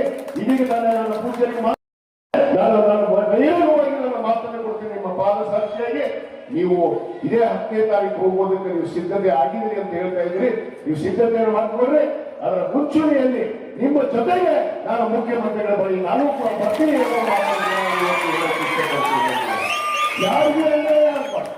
ಯಾವುದೇ ಸಮಾಜದಲ್ಲಿ ಜನಿಸಿದ್ರು ಪೂಜೆ ಅನೇಕ ವಿಚಾರಗಳನ್ನು ನಿಮ್ಮ ಜೊತೆಗೆ ಹಂಚಿಕೊಂಡಿದ್ದಾರೆ. ಅದಕ್ಕೆ ನ್ಯಾಯ ಕೊಡಿಸುವಂತಹ ಸಂದರ್ಭದಲ್ಲಿ ನಾನು ಮಾನ್ಯ ಮುಖ್ಯಮಂತ್ರಿಗಳಿಗೆ ಮನವೊಲಿಸಿ ನಮಗೆ ನ್ಯಾಯವನ್ನು ಕೊಡಿಸುವಂತ ಕೆಲಸ ಖಂಡಿತವಾಗಿ ಮಾಡ್ತೀನಿ ಅನ್ನೋ ಮಾತನ್ನ ಈ ಸಂದರ್ಭದಲ್ಲಿ ಹೇಳಿ ಹೇಳಿದ್ದಾರೆ. ಸಮುದಾಯ ಭವನವನ್ನು ಕಟ್ಟಿಕೊಡಪ್ಪ ಅಂತ ಹೇಳಿ ಪೂಜ್ಯರು ಹೇಳಿದ್ದಾರೆ. ನಾನು 25 ಲಕ್ಷ ರೂಪಾಯಿ ಕೊಡ್ತೀನಿ ಅಂದೆ. ಇಲ್ಲಪ್ಪ ನೀನು 50 ಲಕ್ಷ ರೂಪಾಯಿ ಕೊಡಬೇಕು ಅಂತ ಆದೇಶ ಮಾಡ್ಯಾರ ನಮ್ಮ ನಾಗಭೂಷಣ್ ಪೂಜ್ಯರು. ಅದಕ್ಕೆ 50 ಲಕ್ಷ ರೂಪಾಯಿಯನ್ನ ನಾನೇ ಸ್ಯಾಂಕ್ಷನ್ ಮಾಡಿ ಅಲ್ಲಿ ಒಂದು ಸಮುದಾಯ ಭವನವನ್ನು ಕಟ್ತೇನೆ. ಈಗಾಗಲೇ ಹುಡುಗನಲ್ಲಿ ಕೂಡ 100 ಅಡಿ 100 ಅಡಿ ಜಾಗ ಕಟ್ಟಿದ್ದೇನೆ. ರಾಮೋಡಿ ರಸ್ತೆ ಹೇಳುತ್ತೆ ಆ ಭವನ ನಿರ್ಮಾಣ ಮಾಡಿ ನಾನೇ ಸಮಾಜದವ್ರು ಕರ್ಕೊಂಡು ಉದ್ಘಾಟನೆ ಮಾಡಿ ತೋರಿಸ್ತೀನಿ. ನಾನು ಬರೀ ಭಾಷಣ ಮಾಡಿ ಹೋಗೋ ಮಗ ಅಲ್ಲ, ಕೊಟ್ಟ ಮಾತಂತ ಹೇಳಿದ್ರೆ ಇದ ಜನ್ಮ ಕರೆ ಅಂತೇಳಿ ಮಾತನ್ನು ಹೇಳಕ್ಕೆ ಇಷ್ಟಪಡ್ತೀನಿ. 50 ಲಕ್ಷ ರೂಪಾಯಿ ಇಳಕಲ್ದಲ್ಲಿ ಭವನ, ಈಗಾಗಲೇ 100 ಬೈ 100 ಜಾಗನ್ನ ನಾವು ಹುಡುಗರು ರಾಮೋಡಿ ರಸ್ತೆಯಲ್ಲಿ ಈಗಾಗಲೇ ನಾವು ಸ್ಯಾಂಕ್ಷನ್ ಅನ್ನು ಮಾಡಿದ್ದೀವಿ. ಅಲ್ಲಿ ಕೂಡ ಒಂದು 25 ಲಕ್ಷ ರೂಪಾಯಿ ಭವನವನ್ನು ಕಟ್ಟಿಕೊಡುವಂತ ಕೆಲಸ ನಾವು ಎಲ್ಲರೂ ಹುಡುಗರು ನಗರದಲ್ಲಿ ಇಳಕಲ್ ನಗರದಲ್ಲಿ ಎಲ್ಲರೂ ಕೂಡ ಮಾಡ್ತೀನಿ ಅನ್ನೋ ಮಾತನ್ನ ಮತ್ತೊಮ್ಮೆ ತಮಗೆಲ್ಲರಿಗೂ ಹೇಳಿ ಈ ಒಂದು ಕಾರ್ಯಕ್ರಮಕ್ಕೆ ಬಹಳ ಪ್ರೀತಿ ವಿಶ್ವಾಸದಿಂದ ಒಂದು ಮಾತನ್ನು ಹೇಳಬೇಕು ನಾನು. ಯಾಕಂದ್ರೆ ಈ ಸಮುದಾಯ ನಮ್ಮ ತಂದೆಯವರ ಕಾಲದಿಂದ ಭೂಮಿ ಇವತ್ತಿನ ಸಂಬಂಧ ಅಲ್ಲ, ಇದು ಪ್ರೀತಿ ವಿಶ್ವಾಸ. ಈ ಸಮುದಾಯದ ಜೊತೆ ನಮ್ಮ ಸೈನಿಕ ಸರ್ ಬಹುತೇಕ ನಾವು ಬಹಳ ಸಣ್ಣವರು ಇರ್ತೀವಿ. ಅವ್ರ ಮುಂದೆ ಅವ್ರು ನಿವೃತ್ತಿ ಆಗಿರ್ತೀವಿ. ಯಾಕಂದ್ರೆ ಅವತ್ತಿಂದ ನೋಡಿ ನಾನು ನಮ್ಮ ತಂದೆಯವ್ರ ಜೊತೆ ಒಟ್ಟಾಗಿ ಇರುವಂತ ಸಮುದಾಯ ನಮ್ಮ ಬಸಪ್ಪ ಭಜನ್ದೇವರಾಗಿರ್ಬೋದು, ನಮ್ಮ ಸಂಗಮ ಗುರುಗಳಾಗಿರ್ಬೋದು, ಅನೇಕ ಜನ ಹಿರಿಯರಿಗೆ ಕೂತಾರೆ. ಆ ಒಂದು ಬಾಂಧವ್ಯ ಪ್ರೀತಿ ವಿಶ್ವಾಸವನ್ನ ತಾವು ಇಟ್ಕೊಂಡು ಬಂದಿದ್ರೆ ನನ್ನ ಉಸಿರಿನವರೆಗೂ ನಾನು ನಿಮ್ಮ ಜೊತೆಗೆ ಅದೇ ರೀತಿ ನಮ್ಮ ತಂದೆಯವರು ಆಮೇಲೆ ನಡೆದು ನಿಮ್ಮ ಜೊತೆಗೆ ಆ ರೀತಿ ನಡೆದು ತೋರಿಸ್ತೀನಿ ಅನ್ನೋ ಮಾತನ್ನ ಕೊನೆಯದಾಗಿ ಹೇಳಿ ಈ ಕಾರ್ಯಕ್ರಮವನ್ನು ಉದ್ಘಾಟನೆ. ಆ ಜೀವರಾಶಿಗಳಲ್ಲಿ ಮಾನವ ಜೀವರಾಶಿಯಲ್ಲಿ ಅನೇಕ ಸಾಧನೆಯನ್ನು ಮಾಡಿದ ಸಿದ್ಧಿ ಪುರುಷರು ಇದ್ದಾರೆ, ಜ್ಞಾನಿಗಳು ಇದ್ದಾರೆ, ವಿಜ್ಞಾನಿಗಳು ಇದ್ದಾರೆ. 12ನೇ ಶತಮಾನದ ಶರಣರು ಕೂಡ ಇದೇ ಮಾನವ ಜೀವರಾಶಿಯಲ್ಲಿ ಜನಿಸಿದವರು. ನಿಮಗೆಲ್ಲ ಗೊತ್ತಿರುವ ಹಾಗೆ ಸಿದ್ಧಿ ಪುರುಷರಾಗಿರಬಹುದು, ಶರಣರು ಆಗಿರಬಹುದು, ಮಹಾನ್ ತಪಸ್ವಿಗಳು ಆಗಿರಬಹುದು, ಅವರೆಲ್ಲ ಒಂದು ಸಾಧನೆಯನ್ನು ಮಾಡಿದರು. ನಿಮಗೂ ಗೊತ್ತಿರಲಿ, ನಮ್ಮ ಶರಣ ಕಾಯಕ ಯೋಗಿ ಎನಿಸಿಕೊಳ್ಳೋದು ಅಷ್ಟೇ ಅಲ್ಲದೆ ಎಂತಹ ಅದ್ಭುತ ಸಾಧನೆಯನ್ನು ಮಾಡಿದ್ರು ನೂಲಿ ಚಂದ್ರಯ್ಯನವರು ಅಂತಂದ್ರೆ, ಅನೇಕ ಜನ ಬಸವಣ್ಣನವರು 1,96,000 ಗಣಗಳ ಸೇವೆಯನ್ನು ಮಾಡಿ ಭಕ್ತಿ ಭಂಡಾರಿ ಅಂತ ಅನ್ಸ್ಕೊಂಡ್ರು. ಇನ್ನು ಅಲ್ಲಮ ಪ್ರಭುಗಳು ಜಂಗಮ ಪುಂಗಮ ಅಂತ ಅನ್ಸ್ಕೊಂಡ್ರು. ಒಬ್ಬೊಬ್ರು ಒಂದೊಂದು ಸಾಧನೆಯನ್ನು ಮಾಡಿದ್ರು. ಆದರೂ ಕೂಡ ನನಗನ್ಸ್ತದೆ, ಒಂದು ಕ್ಷಣ ನೆನೆಸ್ಕೊಂಡ್ರೆ ಒಮ್ಮೆ ಆಶ್ಚರ್ಯ ಅಂತ ಅನ್ಸ್ತದೆ. ನಮ್ಮ ನೂಲಿ ಚಂದ್ರಯ್ಯ ಎಂತಹ ಸಾಧನೆಯನ್ನು ಮಾಡಿದ ಅಂದ್ರೆ, ಇಡೀ ಪ್ರಪಂಚವನ್ನ ಸೃಷ್ಟಿ ಮಾಡಿರುವಂತಹ ಸಾಕ್ಷಾತ್ ಪರಶಿವನನ್ನೇ ಆಳವಾಗಿಸಿಕೊಂಡಿರುವಂತಹ ಸಾಧನೆ, ಮಹಾನ್ ಅದ್ಭುತವಾಗಿರುವಂತಹ ಸಾಧನೆ ಅಲ್ಲ. ಭಗವಂತನನ್ನೇ ತನ್ನ ಶಿಷ್ಯನನ್ನಾಗಿ ಮಾಡಿಕೊಂಡು, ಆ ಶಿವನನ್ನೇ ತನ್ನ ಸೇವಕರನ್ನಾಗಿ ಮಾಡಿಕೊಂಡು ಕಾಯಕವನ್ನು ಮಾಡಿರುವಂತಹ ಪರಿಕಲ್ಪನೆ ಇದೆಯಲ್ಲ, ಅದನ್ನು ನೆನೆಸ್ಕೊಂಡ್ರೆ ಮೈ ರೋಮಾಂಚನಗೊಳ್ಳುತ್ತದೆ. ಅಂತಹ ಸತ್ಯ ಶುದ್ಧ ಪರಿಶುದ್ಧವಾಗಿರುವಂತಹ ಕಾಯಕದ ಕುಲದಲ್ಲಿ ನಾವು ಜನಿಸಿರುವಂತಹ ಜನಗಳಾಗಿರುವುದರಿಂದ ಒಗ್ಗಟ್ಟಾಗಿ ಈ ಸಮಾಜಕ್ಕೆ ಇವತ್ತೆಲ್ಲ ಮುಂದಿನ ಯಾವ ದಿನಮಾನಗಳಲ್ಲಿಯೂ ಕೂಡ ನಿಮ್ಮೊಂದಿಗೆ ನಾನು ಉಸಿರಾಗಿರ್ತೀನಿ ಎನ್ನುವ ಮಾತನ್ನ ಕೊಟ್ಟಿರುವ ನಮ್ಮ ಜನಪ್ರಿಯ ಶಾಸಕರಿಗೆ ಅಭಿನಂದನೆಯನ್ನು ಸಲ್ಲಿಸಿ 10ನೇ ತಾರೀಕಿಗೆ ನೀವು ಹೋಗುವುದಕ್ಕ ಬರುವುದಕ್ಕ ಎಲ್ಲ ವ್ಯವಸ್ಥೆಯನ್ನು ನಮ್ಮ ಶಾಸಕರು ಮಾಡಿಕೊಟ್ಟು ಮುಂದಿನ ದಿನಗಳಲ್ಲಿ ಅಲ್ಲಿರುವ ಮುಖ್ಯಮಂತ್ರಿಯವರಿಗೆ ಏನು ನಮ್ಮ ಮನವಿಯನ್ನು ಕೊಡಬೇಕು ಆ ಎಲ್ಲ ವ್ಯವಸ್ಥೆಗೆ ಮುಂದಾಳತ್ವವನ್ನು ಶಾಸಕರು ನಾನು ತೆಗೆದುಕೊಳ್ತೀನಿ ಎನ್ನುವಂತ ಮಾತನ್ನು ಕೊಟ್ಟಿದ್ದಾರೆ. ಆ ಮಾತಿಗೆ ಅನುಗುಣವಾಗಿ ನೀವೆಲ್ಲ ಹೆಚ್ಚಿನ ಸಂಖ್ಯೆಯಲ್ಲಿ ಅಲ್ಲಿ ಚೇಣಿ ಹೊಡೆಯುವುದಕ್ಕೂ ಬರುವುದಲ್ಲ, ಮೋಜು ಮಸ್ತಿ ಮಾಡುವುದಕ್ಕೂ ಬರುವುದಲ್ಲ. ನಮ್ಮ ಸಮಾಜದ ಕೂಡು ಕೊರತೆಗಳನ್ನ ನಮ್ಮ ಶಾಸಕರನ್ನ ಮುಂದಿಟ್ಕೊಂಡು ಆ ಮುಖ್ಯಮಂತ್ರಿಗಳಿಗೆ ಮನವಿ ಕೊಡುವುದರ ಮೂಲಕ ಅವರಿಗೆ ನಮ್ಮ ಸಮಾಜದ ಅರಿವನ್ನು ಮೂಡಿಸೋಣ ಅನ್ನುವಂತಹದ್ದನ್ನ ತಮ್ಮಗಳಿಗೆ ತಿಳಿಸಿ ಅಂತಂದು ಏನು ನುಡಿ ಚಂದ್ರಯ್ಯನವರ ಒಂದು ವಚನವನ್ನ ಇಲ್ಲಿ ಸ್ಮರಿಸುತ್ತಾ ಸಮಾಜದ ಮತ್ತು ಪಕ್ಷದ ಒಂದು 4 ಬಾರಿ ಜಿಲ್ಲಾ ಅಧ್ಯಕ್ಷರಾಗಿದ್ರು ಅಂತಂದು ಈ ಸಂದರ್ಭದಲ್ಲಿ ಹೇಳಕ್ಕೆ ಇಷ್ಟಪಡ್ತೀನಿ. ಇವತ್ತು ಏನು ಹೊಂದಿತು ಅಂತಂದ್ರೆ ಅದು ಸಾಧ್ಯ ಆಗುದಿಲ್ಲ. ಇವತ್ತು ಎಷ್ಟೋ ನನ್ನ ತಾಯಂದ್ರೆ ಇಲ್ಲೆಲ್ಲ ನೀವೆಲ್ಲ ಇದ್ದೀರಿ, ನನ್ನ ಅಕ್ಕ ತಂಗಿಯರೆಲ್ಲ ಇದ್ದೀರಿ. ಇವತ್ತು ನಾವು ನಮ್ಮ ಮಕ್ಕಳಿಗೆ ಏನು ಹೇಳಬೇಕಾಗಿದೆ ಅಂದ್ರೆ ನಾವು ಸಂಸ್ಕಾರವಂತರನ್ನಾಗಿ ಮಾಡ್ಬೇಕಾಗಿದೆ. ಯಾಕಂದ್ರೆ ಬರೇ ಓದು ಬರಹ ಇದು ಅಲ್ಲ ಸಂಸ್ಕಾರ. ಮನೆಯಲ್ಲಿ ನಮ್ಮ ಏನು ಇರ್ತಕ್ಕಂಥ ಮಕ್ಕಳಿಗೆ ನಾವು ಒಳ್ಳೆಯ ಸಂಸ್ಕಾರವನ್ನ ಕೊಟ್ವಿ ಅಂದ್ರೆ ಅವರ ಮುಂದಿನ ಒಂದು ಜೀವನದಲ್ಲಿ ಅತ್ಯಮೂಲ್ಯ ಒಂದು ವಜ್ರಗಳಾಗ್ತಾರೆ ಅಂತ ಈ ಸಂದರ್ಭದಲ್ಲಿ ಹೇಳಲಿಕ್ಕೆ ಇಷ್ಟಪಡ್ತೀನಿ. ಅಂಬೇಡ್ಕರ್ ಅವರು ಹೇಳಿದ್ರು ಬರೀ ಶಿಕ್ಷಣ, ಸಂಘಟನೆ, ಹೋರಾಟ, ಸಮಾನತೆ ಅಂತ. ಎಲ್ಲೋ ಒಂದ್ ಕಡೆ ನಾವು ನೋಡಿದಾಗ ನಮ್ಮಲ್ಲೆಲ್ಲೋ ಆ ಸಂಘಟನೆಯ ಕೊರತೆನೂ ಎದ್ದು ಕಾಣ್ತದ ಮತ್ತು ಶಿಕ್ಷಣದ ಕೊರತೆನೂ ಕಾಣುತ್ತದೆ. ಯಾಕಂದ್ರೆ ಮಕ್ಕಳು ಹೆಚ್ಚಿಗೆ ವಿದ್ಯಾಭ್ಯಾಸವನ್ನ ಶಿಕ್ಷಣವನ್ನ ಹೊಂದಬೇಕಾಗ್ತದೆ. ಶಿಕ್ಷಣ ಇಲ್ಲ ಅಂದ್ರೆ ನಾವೇನು ಪಡೀಲಿಕ್ಕೆ ಸಾಧ್ಯ ಇಲ್ಲ. ನಾರಿ ತನ್ನ ಮನೆಯಲ್ಲಿ ಕಳುವಡೆ, ತಾಯಿಯ ಮೊರೆ ಹಾಲು ನಂಜಾಗಿ ಕೊಡುವಡೆ, ಇನ್ನಾರಿಗೆ ದೂರಲಿ ಕೂಡಲ ಸಂಗಮ ದೇವ.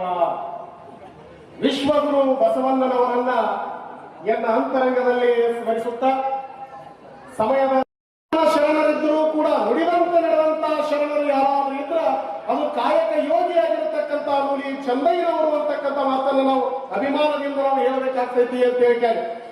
ಎಷ್ಟೋ ಜನ ಹೇಳ್ತಾರೆ, ವಿಷಯ ಬಹಳ ಇದೆ. ಆದ್ರೆ ಒಂದು ಏನು ಅಂತಂದ್ರ ಈ ಶರಣ ನುಲಿ ಚಂದಯ್ಯನವರು ಈ ಕೊರಮ ಭಜಂತ್ರಿ ವಾಜಂತ್ರಿ ಅನ್ನುವಂತ ಸಮುದಾಯದ ಒಬ್ಬ ಶರಣರು ಅಂತಕ್ಕಂಥದ್ದು. ಈ ಶರಣರು ಈ ಕೊರವ ಸಮುದಾಯ ಅಂತಂದು ನಾ ಏನು ಹೇಳಿದ್ನಲ್ಲ, ಈ ಕೊರವರು ಅಂತಕ್ಕಂಥದ್ದು ಈ ಸಮುದಾಯಕ್ಕೆ ನಿಜಕ್ಕೂ ಜಾತಿ ಸೂಚಕ ಪದವೇ ಹೊರತು ಏನಾದರೂ ವಿಶೇಷವಾದ ಪದವಿದವೇ ಅನ್ನುವುದೇ ಬಹಳಷ್ಟು ಅದ್ಭುತವಾಗಿರ್ತಕ್ಕಂಥ ಒಂದು ಸಂದೇಶ ಆಗ್ತದೆ. ಎಷ್ಟೋ ಜನ ನಾವು ಏನ್ ಹೇಳ್ತಾ ಆಗಿರಬಹುದು, ಕಸವರ್ಗಿ ಕರ್ತಕ್ಕಂಥದ್ದಾಗಿರಬಹುದು, ಗೇಲಿ, ಮಗಳ, ಗಿಂಡಿ ಇತ್ಯಾದಿ ಒಂದು ವೃತ್ತಿಗಳಲ್ಲಿ ತಮ್ಮನ್ನು ತಾವು ತೊಡಗಿಸಿಕೊಂಡಿರ್ತಕ್ಕಂಥ ಈ ಸಮುದಾಯ ಈ ವೃತ್ತಿಗಳಲ್ಲಿ ಅತ್ಯಂತ ಪ್ರಮುಖವಾಗಿರ್ತಕ್ಕಂಥ ಮತ್ತೊಂದು ವೃತ್ತಿ ಯಾವುದು ಅಂತಂದ್ರೆ ಅದು ಬೇಟೆಯನ್ನ ಆಡ್ತಕ್ಕಂಥದ್ದು. ಅದು ಕೂಡ ಈ ಸಮಾಜದೊಳಗೊಂದು ವಿಶೇಷವಾಗಿರ್ತಕ್ಕಂಥದ್ದು ಅಂತ. ಈ ಬೇಟೆಯಾಡುವಂತಹ ವ್ಯಕ್ತಿಯಿಂದ ಈ ಸಮುದಾಯಕ್ಕೆ ಈ ಪದ ಬಂತು. ಯಾವ ಪದ? ಕೊರವರು ಅಂತಕ್ಕಂಥದ್ದು. ಹಂಗಾರೆ ಹೆಂಗ ಬಂತು ಈ ಪದ?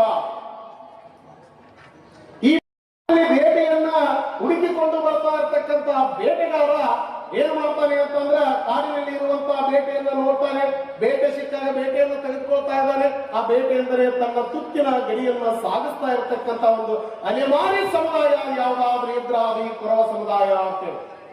ಈ ಕೊರವ ಸಮುದಾಯದವರು ಇಲ್ಲಿ ಏನಂತಂದ್ರೆ ಬೇಟೆಯನ್ನ ಆಡ್ತಾ ಬಂದಂತ ಬೇಟೆಯನ್ನು ತೆಗೆದುಕೊಂಡು ಹೋಗ್ತಾನೆ.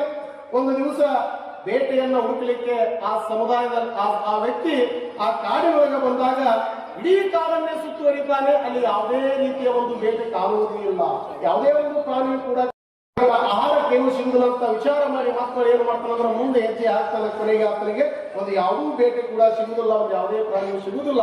ಕೊನೆಗೆ ಆತನಿಗೆ ಏನ್ ಕಾಣ್ತೈತೆ ಅಂದ್ರೆ ಭೂಮಿಯ ಅಂತರಾಳದಿಂದ ಗಗನದ ಎತ್ತರಕ್ಕೆ ಅಗಲಿ ಬೆಳೆದಿರ್ತಕ್ಕಂಥ ಒಂದು ಬಿದಿರು ಆತನ ಕಣ್ಣಿಗೆ ಕಾಣ್ತೈತೆ ಅಂತೇಳಿ. ಆ ಬಿದಿರು ಕಾಣಲು ಬಹಳಷ್ಟು ವಿಸ್ಮಯಚಕಿತನಾಗಿ ಒಂದು ಬಿದಿರನ್ನ ನೋಡ್ತಾನೆ ಅಂತೇಳಿ.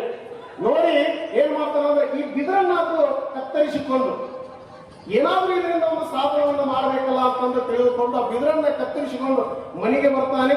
ಮನೆಗೆ ಬಂದ ಕೇಟೆ ಏನಕ್ಕೈತಿ ಅಂದ್ರೆ ಅದಕ್ಕೊಂದು ಕಬ್ಬಿಣದ ಚಳಿಯನ್ನು ತೆಗೆದುಕೊಂಡು ಅದಕ್ಕೊಂದು ಹೋಲ್ ಹಾಕ್ತಾನೆ. ಆ ಒಂದು ಹೋಲ್ ಹಾಕಿ ಕೇಟೆ ಅದನ್ನ ನುಡಿಸಲಿಕ್ಕೆ ಪ್ರಾರಂಭ ಮಾಡ್ತಾನೆ. ಆರಂಭದಲ್ಲಿ ಅದು ಸುಶ್ರಾವ್ಯವಾಗಿ ನುಡಿಯಂಗಿಲ್ಲ, ಆದ್ರೂ ಅದು ನುಡಿಯಂಗಿಲ್ಲ ಅಂತೇಳಿ ಬಿಡಂಗಿಲ್ಲ.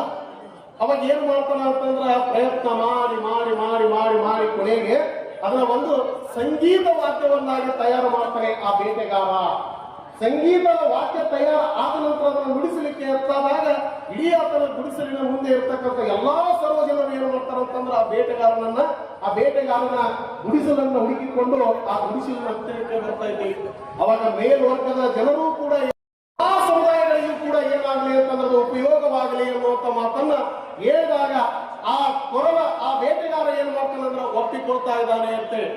ಅಂದಿನಿಂದ ಈ ನೋಡಿ ಯಾವ್ದಾದ್ರು ಒಂದು ಶುಭ ಸಮಾರಂಭಗಳು ನಡೆಯತ್ತಿತ್ತು ಅಂದ್ರೆ ಯಾಕೋ ಇನ್ನ ಕಾರ್ಯಕ್ರಮ ಶುಭ ಕೋರುವವ ಅನ್ನುವಂತ ರೀತಿ ಒಳಗಾಗಿ ಅವ್ರು ಏನು ಅಂತಂದ್ರ ಏನಕ್ಕೆ ಹೇಳ್ತಿದ್ರು. ಅವಾಗ ಏನಾಯ್ತು ಅಂದ್ರೆ ಅವಾಗ ಏನು ಏನಿಲ್ಲ ಇರ್ತಾರೆ ಭಜಂತ್ರಿ ಅವ್ರು ಇನ್ನ ಬಂದಿಲ್ಲ ತಡ್ರಿ ಅಂತ ಹೇಳ್ತಿದ್ರಲ್ಲ, ಅವಾಗ ಕಾರ್ಯಕ್ರಮ ನಡಿಬೇಕಾದಾಗ ಆ ವ್ಯಕ್ತಿ ಬರ್ಬೇಕಾದಾಗ ಇನ್ನ ಕಾರ್ಯಕ್ರಮ ಚಲುವಾಗಿರ್ಲಿಕ್ಕಂದ್ರೆ ಏನ್ ಹೇಳ್ತಿದ್ರು ಅಂದ್ರೆ ಇಲ್ಲ ಇನ್ನ ಶುಭ ಕೋರುವವರು ಬಂದಿಲ್ಲ ಅಂತಂದು ಏನ್ ಹೇಳ್ತಾ ಇದ್ರಲ್ಲ, ಆ ಶುಭ ಕೋರುವವ ಅನ್ನುವಂತ ಪದ ಕ್ರಮೇಣ ದಿವಸಗಳ ಗತಿಸಿದಂತೆ ಶುಭ ಅನ್ನುವ ಪದ ಹೋಗಿಬಿಡ್ತು. ಕ್ರಮೇಣ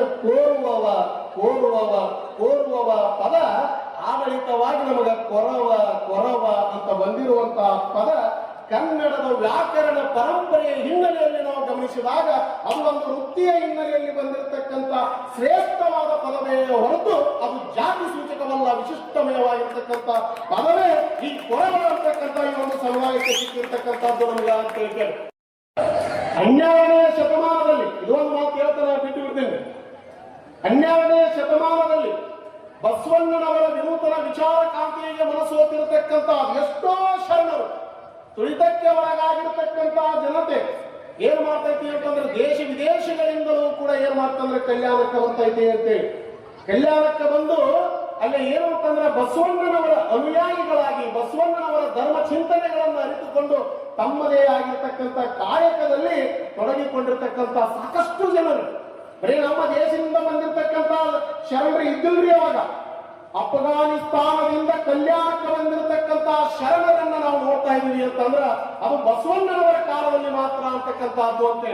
ಅಂತಹ ಶರಣರ ಸಾಲಿನಲ್ಲಿ ಅಗ್ರಮಾನ್ಯ ಸಾಲಿನಲ್ಲಿ ನಿಲ್ತಕ್ಕಂಥ ಮತ್ತು ನುಡಿದಂತೆ ನಡೆದ ಶರಣರು ಯಾರಾದ್ರೂ ಇದ್ರ ಅದು ನಮ್ಮ ನುಡಿ ಚಂದಯ್ಯನವರು ಅಂತಕ್ಕಂಥ ಮಾತನ್ನು ನಾವು ಬಹಳ ಅಭಿಮಾನದಿಂದ ಹೇಳಬೇಕಾಗ್ತದೆ. ಕಾಯಕ ದಾಸೋಹಕ್ಕೆ ಪ್ರಾಮುಖ್ಯತೆಯನ್ನು ಕೊಟ್ಟು ಏನು ಮಾಡಿದ್ರು ಅಂತಂದ್ರೆ ನಾಡಿಗೆ ತಮ್ಮದೇ ಆಗಿರ್ತಕ್ಕಂತಹ ಸಂದೇಶವನ್ನು ಕೊಟ್ಟಿರ್ತಕ್ಕಂಥ ಮಹಾನ್ ಮಾನವತಾವಾದಿಗಳ ಸಾಲಿನಲ್ಲಿ ನಿಲ್ತಕ್ಕಂತಹ ಶರಣ ಅದು ನಮ್ಮ ಶರಣ ನುಡಿ ಚಂದಯ್ಯನವರು ಅಂತಕ್ಕಂತಹದ್ದು ಅಂತ ಕೇಳಿ ಅವ್ರು ಹೇಳ್ತಾರೆ. ಪ್ರತಿಯೊಂದು ವಚನಗಳು ಸುಮಾರು 48 ವಚನಗಳು ಸಿಕ್ಕವು ನಮಗ. ಅವ್ರು ಬರೆದಿರ್ತಕ್ಕಂಥದ್ದು ಬರೀ 48 ವಚನಗಳು ಅಲ್ರಿ, ಬರೆದಿರ್ತಕ್ಕಂಥದ್ದು ಸಾಕಷ್ಟು ಅದಾವ. ಯಾಕಂದ್ರೆ ಕಲ್ಯಾಣದೊಳಗೆ ಒಂದು ರಾಷ್ಟ್ರೀಯ ವಿಪ್ಲವದಿಂದ ಕಲ್ಯಾಣದೊಳಗೆ ಕ್ರಾಂತಿ ಆಗ್ತೈತಿ. ಸಿಕ್ಕಾಪಟ್ಟೆ ವಚನದ ಕಟ್ಟುಗಳು ಏನಾಗ್ತಾವಂತಂದ್ರ ಸುಟ್ಟು ಹೋಗ್ತಾ ಇದಾವು ಅಂತೇಳಿ ಇವತ್ತ ಎಲ್ಲ ಹುಲಿ ಚಂದ್ರಯನ್ನು ನೋಡ್ಬೇಕು ಅಂತೇಳಿ ಲಿಂಗ ಜಾರಿ ಬೀಳ್ತಾ ಇದೆ ಹೊರತು ತಾನಾಗಿ ಬೀಳಿಲ್ಲ. ಇದನ್ನ ನಾವು ಆಲೋಚನೆಯನ್ನು ಮಾಡ್ಬೇಕಾಗತ್ತೆ. ಅವಾಗ ಲಿಂಗ ಜಾರಿ ಬಿದ್ದಾದ್ರೂ ಕೂಡ ಏನ್ ಮಾಡ್ತಾರಂದ್ರ ನುಡಿ ಚಂದಯ್ಯ ಬದುಕಿಗೆ ಕಾಯಕ ಮುಖ್ಯ, ಲಿಂಗ ಮುಖ್ಯ ಅಲ್ಲ ಅಂತ ಹೇಳಿ ಮುಂದುವರೆದು ಏನ್ ಮಾಡ್ತಾರ ಅಂತಂದ್ರೆ ಮುಂದುವರೆದು ಹೋಗ್ತಾರೆ ಅಂತೇಳಿ. ಅವಾಗ ಲಿಂಗ ಏನ್ ಮಾಡ್ತೈತಿ ಅಂದ್ರೆ ಒಂದು ಮನುಷ್ಯ ರೂಪ ತಾಳಿ ಚಂದಯ್ಯ ನನ್ನ ತಗೋ ನನ್ನ ಬಿಟ್ಟು ಅಂತೆಲ್ಲ ಅಂತ ಹೇಳ್ತಾ ಇದೆ. ಅವಾಗ ನುಡಿ ಚಂದಯ್ಯ ಹೇಳ್ತಾನ, ಏ ಲಿಂಗಯ್ಯ ಬೀಳುದು ನಿನ್ನ ಇಚ್ಛ, ತಗೊಳ್ಳೋದು ನನ್ನ ಇಚ್ಛ, ಏನು ತಗೊಳ್ಳೋದು ಸತ್ರು ತಗೊಳ್ಳೋದಿಲ್ಲ ನಾನು ಅಂತಂದು ಹೇಳ್ತೇನೆ.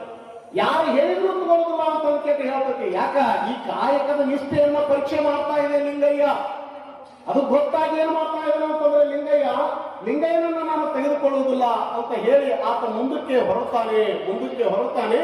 ಆಮೇಲೆ ಅಲ್ಲೇ ಹಳ್ಳದಾನೆ ಮಡಿವಾಳ ಮಾಚಿ ದೇವರನ್ನ ಕರೆದು ಕೇಳಿ ಏನ್ ಮಾಡ್ತಾನಂದ್ರ ನೋಡ್ರಿ ಚಂದಯ್ಯ ನಾನು ಬಿಟ್ಟು ಅಂತಾನ, ಸ್ವಲ್ಪ ನನ್ನ ತಗೋ ಅಂತ ಹೇಳ್ರಿ, ಅವ್ನ ಪಡಿ ನಾನು ಏರಿಸು ಅಂತ ಹೇಳ್ರಿ ಅಂತ ರಿಕ್ವೆಸ್ಟ್ ಒಂದೇನು ಕೆಲಸ ಆಗ್ಬೇಕಾದ್ರೆ ನಾವು ಇನ್ನೊಬ್ರಿಗೆ ಹೇಳ್ತೀವಿ ತಗೋ ಅಂತ ಹೇಳಿದಾಗ ಅವ ಒಲ್ಲೆ ಅಂತಾನ. ಅವ್ ಯಾಕ ಒಲ್ಲೆ ಅಂತಾನ, ಬಿಡಪ್ಪ ಮಡಿವಾಳ ಮಾಚಿದೇವ ಅಂತ ಹೇಳಿದಾಗ ಏನಂತ ಮಾತನಾಡ್ತೇವಿ, ಮಡಿವಾಳ ಮಾಚಿದೇವ್ರ ನನ್ನಂತ 20 ಲಿಂಗಗಳು ಚಂದಯ್ಯನಿಗೆ ಸಿಗಬಹುದು, ಚಂದಯ್ಯನಂತ ಭಕ್ತ ನನಗೆ ಸಿಗ್ತಾನೆ ಅಂದ್ರೆ ಅದಕ್ಕೆ ನನಗೆ ಚಂದಯ್ಯ ಬೇಕು ಅನ್ನುವಂತ ಮಾತನ್ನ ಏನ್ ಮಾಡ್ತಾ ಇದ್ದಾನೆ ಅಂತಂದ್ರ ಕೇಳ್ತಾ ಇದ್ದಾನೆ ಅಂತ ಹೇಳ್ತೇನೆ. ಅವಾಗ ಮುಂದೆ ಇದ್ರ ಅದು ಶರಣ ನುಡಿ ಚಂದಯ್ಯನವರು ಅಂತ ಹೇಳ್ತೇನೆ. ಅದತ್ರ ಹೇಳ್ತಾರೆ, ಸತ್ಯ ಶುದ್ಧವಾದ ಕಾಯಕದಿಂದ ಬಂದ ದ್ರವ್ಯದಲ್ಲಿ ಚಿತ್ತ ವಿಚಿನ್ನವಾಗದಿರಬೇಕು. ನೇಮದ ಕೂಲಿಯ ಬಿಟ್ಟು ಹೇಮದ ಆಸೆಗೆ ಕಾಣಿಸಿ ದ್ರವ್ಯವಾಣಿ ಹಿಡಿದರೆ ತಾ ಮಾಡುವ ಸೇವೆ ನಷ್ಟವಯ್ಯ. ನಿನ್ನಾಸಿಯ ವೇಷದ ಪಾಶಕ್ಕೆ ನೀನೆ ಹೋಗು ನನಗೆ ನಮಗೆ ಜಂಗಮದ ಪ್ರಣಾಮದ ಹಾಗೆ ಕಾಲ ಚಂದ್ರೇಶ್ವರ ಲಿಂಗ ಅನ್ನುವಂತ ಮಾತನ್ನ ಹೇಳ್ತಾರೆ. ಸತ್ಯ ಶುದ್ಧವಾದ ಕಾಯಕದಿಂದ ಬಂದಿರತಕ್ಕಂಥದ್ದು ಮಹಾಪ್ರಸಾದವಾಗ್ತೈತಿ. ದುರಾಸೆಯಿಂದ ಬಂದಿರತಕ್ಕಂಥದ್ದು ಉಪಯುಕ್ತವಲ್ಲ. ಅದಕ್ಕೆ ಹೇಳ್ತಾನೆ ಲಿಂಗ ಬಿದ್ದಾನ ತೋಳಲ್ಲಂದ ಮಡಿವಾಳ ಮಾಚಿದೇವ ಕೊನೆಗೆ ಹೇಳ್ತಾನ್ರಿ ತುಗೋವನ್ನು ತಂದಾಗ ಒಂದು ಜಯಂತಿನ ಆಚರಣೆ ಮಾಡಲಿಕ್ಕೆ ಅವರು ಆದೇಶ ಮಾಡಿದ್ದಾರೆ. ಅವತ್ತಿಂದ ಇವತ್ತಿಗೆ ಏನಂತಂದ್ರೆ ನಾವು ಈಗ ಎತ್ತರ ಆಗಿದ್ದೀವಿ. ಅದಕ್ಕೆ ಇವತ್ತೇನಂತಂದ್ರೆ ನಾವು ಈ ಒಂದು ಜಯಂತಿ ಕಾರ್ಯಕ್ರಮವನ್ನು ಮಾಡ್ತಾ ಇದ್ದೀವಿ. ಸಾಮಾಜಿಕವಾದಂತಹ ಸಮಾಜವಾಗಿದೆ. ಯಾಕಂದ್ರೆ ಒಂದು ಕಡೆ ನೋಡ್ರಿ, ನಾವು ಇನ್ನೂ ರಾಜಕೀಯವಾಗಿ ಪ್ರಬಲವಾಗಿ ಬಂದಿಲ್ಲ, ಶೈಕ್ಷಣಿಕವಾಗಿ ಪ್ರಬಲರಾಗಿಲ್ಲ, ಆರ್ಥಿಕವಾಗಿ ಪ್ರಬಲರಾಗಿಲ್ಲ. ನಾವು ಪರಿಶಿಷ್ಟ ಜಾತಿಯಲ್ಲಿ ಇದ್ರೂ ಕೂಡ ಇನ್ನೂ ನಾವು ಅನಾಥರಾಗಿದ್ದೀವಿ ಅನ್ನತಕ್ಕಂಥ ಮಾತನ್ನ ಈ ಸಮಾವೇಶದಲ್ಲಿ ಹೇಳ್ತಾ ಇದ್ದೀವಿ. ಹಾಗೂ ಇವರಿಂದ ಅವರಿಗೆ ಅಶೋಕ್ ಭಜಂತ್ರಿ ಸಾಕಿನ್ ಶ್ರೀ ತುಕಾರಾಮ್ ಭಜಂತ್ರಿ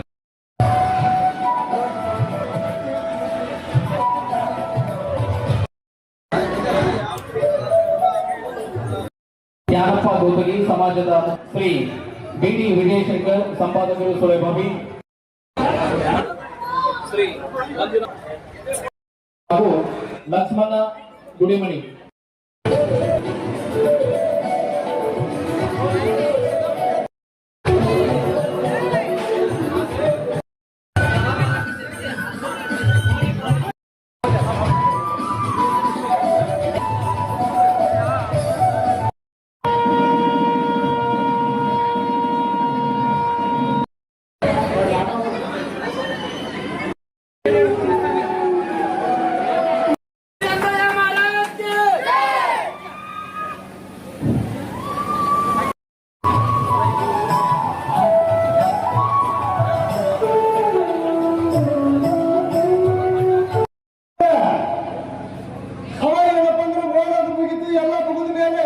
ವಯಸ್ಸಿಗೆ ಬಂದಾಗ ಮದುವೆಗೆ ನಾವು ಹೋಗ್ಬೇಕು. ಲಾಸ್ಟಿಗೆ ಅವ ಸತ್ತಾಗೂ ಸಹಿತ ಹುಡುಗಾರಿಗೆ ಹೋಗ ಕಾಲಕ್ಕೂ ಸಹಿತ ನಾವು ಬಾಳಿಸಿದಾಗ ಅವರಿಗೆ ಮುಕ್ತಿ ಸಿಗ್ತದ. ಶ್ರೀ ಬಸವರಾಜ್ ಹೊಸೂರು ನಿರ್ದೇಶಕರು ವಿಎಂ ಬ್ಯಾಂಕ್ ಹೊನಗೊಂಡು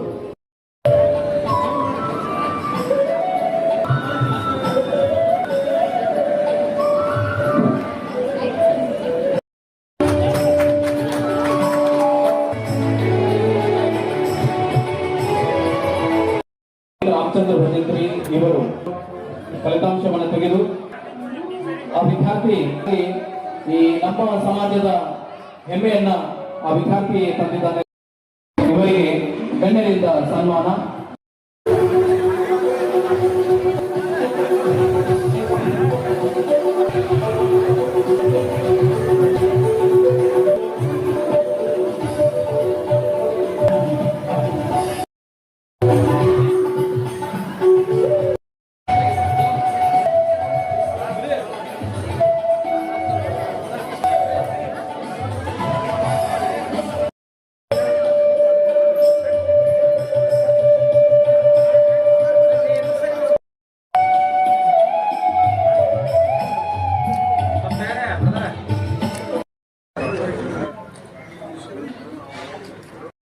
ಸಮಾವೇಶ ಆದಂಗ ಐತಿ ಇವತ್ತ ಬಸವ. ಬಹಳ ಅದ್ಭುತ ಕಾರ್ಯಕ್ರಮ, ಬಹಳ ಸಂತೋಷದ ಕಾರ್ಯಕ್ರಮ. ಎಲ್ಲರೂ ಕುಣಿದ್ರಿ, ಹುಡುಗಿಯಾರು ಕುಣಿದ್ರಿ, ಹುಡುಗರು ಕುಣಿದ್ರಿ. ಇವ್ ನೋಡಿ ಹುಡುಗರು ಕುಣಿಯಾಕ ಶುರು ಮಾಡಿದ್ರು. ಇವ ಮಾತೆ ಸುಮ್ಮನೆ ಇರ್ಬೇಕಿಲ್ಲ, ಮಂಡ್ಯಕ್ಕೆ ತೋರವ್ರಿ ಮಾಂದೇಶ ಕುಣಿರಿ ಅಂತ ಎಂತಿಂತ. ಇದು ಮದುವೆ ಕಾರ್ಯಕ್ರಮ ಏನಂತ ನಮಗೆ ಅನ್ಸ್ಬಿಡ್ತು. ನಾಚಿಕೆ ಆಯ್ತು. ಜನ ಎಲ್ಲ ಕುಣಿಯೋರಿಗೆ ನೋಡ್ತಿದ್ರು, ನಮ್ಗೆ ನಾಚಿಕೆ ಶಿವ ಅಂತ ಯಾವ ಊಟ ಮಾಡ್ಕೊಂಡು ತಗೊಂಡೇವಿ ಅಂತಿಂತ ಹಾಡ್ರಿ. ಬರೀ ಹುಡುಗ ಹುಡುಗಿನ ಜಾಸ್ತಿ ಹಾಡಿದ್ರು. ಜನ ಮದುವೆ ಮದುವೆ ಯಾವಾಗ ಕೇಳಿದೆ ಯಾವ ಬಂದು ಇಲ್ಲೋ ಯಪ್ಪ ನುಲಿ ಚಂದ ಜಯಂತಿ ಮತ್ತೆ ಏನ್ ರಾಜ್ಯ ನೀವು ಕುಣಿತವ ಹಂಗೆ ಇರ್ತದೆ ನಮ್ಮ ಭಜೇಂದ್ರ ಸಮಾಜಪ್ಪ ಅಂತ ಹೇಳಿದ್ರು. ನಮ್ಮ ಸಮಾಜ ಅದೇ ತರದಿಂದ ನಾವು ಹೇಳಿದ್ದೇವೆ. ಇದು ಬಹಳ ಸುಂದರವಾದ ಕಾರ್ಯಕ್ರಮ. ನಮ್ಮ ತಾಲೂಕು ಅಧ್ಯಕ್ಷರು ಹೇಳಿದ್ರು, ಅಜ್ಜಾರ ಹಳ್ಳಿ ಹಳ್ಳಿ ಹೋಗ್ಬೇಕು, ನೀವು ಲಿಂಗೋಧಾರಣೆ ಮಾಡಬೇಕು, ಪ್ರತಿಯೊಬ್ಬರಿಗೂ ಕಟ್ಟಬೇಕು. ನುಲಿ ಚಂದನವರು ಅಂಗದ ಮೇಲೆ ಲಿಂಗು ಕಟ್ಕೊಂಡ್ರು, ಆ ಲಿಂಗೈನ ಕಡೆಯಿಂದ ಕಾಯಕ ಮಾಡಿಸ್ಕೊಂಡ್ರು ಅಂತ ನಮ್ಮ ನುಲಿ ಚಂದನವರು. ನುಲಿ ಚಂದನವರು ತತ್ವಜ್ಞಾನಿಗಳಾಗಿದ್ರು, ಕಾಯಕ ಯೋಗಿಗಳಾಗಿದ್ರು, ನಿಷ್ಠುರವಾದಿಗಳಾಗಿದ್ರು. ನಿನ್ನ ಆಶ್ರಮ ಪಾಶಕ್ಕೆ ನೀನೇ ಹೋಗಂದ್ರು ನುಲಿ ಚಂದನವರು. ಲಿಂಗಯ್ಯ ಅವನ ನಾಣ್ಯ ಜಾಸ್ತಿ ತಂದಾಗ ನುಲಿ ಚಂದಯ್ಯನವರು ಹೇಳ್ತಾರೆ, ನಿನ್ನ ಆಶದ ಪಾಶಕ್ಕೆ ನೀನೇ ಹೋಗಂತ ಹೇಳಿದ್ರು ನುಲಿ ಚಂದಯ್ಯನವರು. ಇವತ್ತಿನ ಕಾಲದಾಗ ನಾವು ಲಂಚ ಕೊಟ್ಟಾಗ ಮಾತ್ರ ಕೆಲಸಗಳಾಗ್ತವೆ, ದುಡ್ಡು ಕೊಟ್ಟಾಗ ಮಾತ್ರ ನಮ್ಮ ಸಹಿಗಳಾಗ್ತವೆ. ಆದ್ರೆ ನುಲಿ ಚಂದಯ್ಯನವರು ಆ ಪರಮಾತ್ಮಗೂ ಕೂಡ ತೆರೆ ಬಾಗ್ಲೇ ಇಲ್ಲ. ನಿನ್ನ ಆಶದ ಪಾಶಕ್ಕೆ ನೀನೇ ಹೋಗಂದಾಗ ಆ ಭಗವಂತ ಪ್ರತ್ಯಕ್ಷ ಆಗಿ ನಿನ್ನ ಕಾಯಿಕೆಗಿಲ್ಲಪ್ಪ ನೀನೊಬ್ಬ ದೊಡ್ಡ ಜ್ಞಾನಿ ಅಂತ ಹೇಳಿ ಅವ್ರಿಗೆ ಆಶೀರ್ವಾದ ಮಾಡಿ ಮಾಯ ಆಗ್ತಾನೆ. ಇದು ಇತಿಹಾಸದಾಗ ಬರುತ್ತೆ, ಇದು ಒಂದು ನಾಟಕ ರೂಪದಲ್ಲಿ ಬರುತ್ತೆ. ಅಂತ ಒಂದು ನುಲಿ ಚಂದಯ್ಯ ಸಮಾಜ ಬಹಳ ಸುಂದರವಾದ ಸಮಾಜ, ಬಹಳ ಪವಿತ್ರವಾದ ಸಮಾಜ. ಇಂಥ ಸಮಾಜ ನೀವೆಲ್ಲ ಪಡೆದಿದ್ದೀವಂತ ಭಾಗ್ಯ. ಬಹಳ ಜನ ಏನೋ ಕೊರವರಿದ್ದೇವೆ, ನಾವು ಕೊರಚರಿದ್ದೇವೆ ಅಂತ ಬಹಳಷ್ಟು ನೊಂದ್ಕೊಂಡಿರ್ತಾರೆ. ಆದ್ರೆ ಇದು ನಮ್ಮ ಸಮಾಜ ಬಹಳ ಪವಿತ್ರವಾದ ಸಮಾಜ. ಅಂತ ಒಂದು ಸಮಾಜದಲ್ಲಿ ಹುಟ್ಟಿ ಉಪನ್ಯಾಸಕ ಬಹಳ ಚೆನ್ನಾಗಿ ಮಾತಾಡಿದ್ರು. ನಮ್ಮ ಸಾಹೇಬರು ಮಾತಾಡಿದ್ದಾರೆ, ಬಹಳ ಸುಂದರವಾಗಿದೆ. ಪತ್ರಕರ್ತರಿಗೆ ಎಷ್ಟು ತಾಳ್ಮೆ ಕೂತಾರ ನೋಡಿ ಪುಣ್ಯಾತ್ಮರವರು. ಅವರು ಹೋದಾಗಿದ್ದಾರೆ ನಿಮ್ಮಂಗೆ. ಈಗ ಪತ್ರಕರ್ತ ಕರ್ನಾಟಕದ ಎಲ್ಲೆಲ್ಲಿ ಕೂತು ನಾವು ನೋಡಿದ್ವಿ. ಅವ್ರಿಗೆ ಒಂದು ಶಾಲ ಹಾಕ್ತಾರ, ಬಾಳ್ಗೆ ಕೂಡ ಇಲ್ಲ ಪಾಪ ಅವರಿಗೆ. ಇದು ಬಹಳ ಸಂತೋಷ ಅವ್ರಿಗೆ ಒಂದು. ಯಾಕಂದ್ರೆ ಅವರೇ ನಮಗೆ ಇರ್ಬೋದು, ಇವತ್ತ ಧರ್ಮರ ಮಾರ್ಗದಲ್ಲಿ ಹೋಗಂತವ್ರು ಇರ್ಬೋದು, ಅಥವಾ ರಾಜಕಾರಣಿಗಳಿರ್ಬೋದು, ಅವರಿಗೆ ಒಂಥರ ಅಂಕುಶ ಇದ್ದಂಗೆ ಪತ್ರಕರ್ತರು. ಅಂತಹ ಪತ್ರಕರ್ತರಿಗೂ ಕೂಡ ನಾವು ಧನ್ಯವಾದ ಹೇಳುತ್ತಾ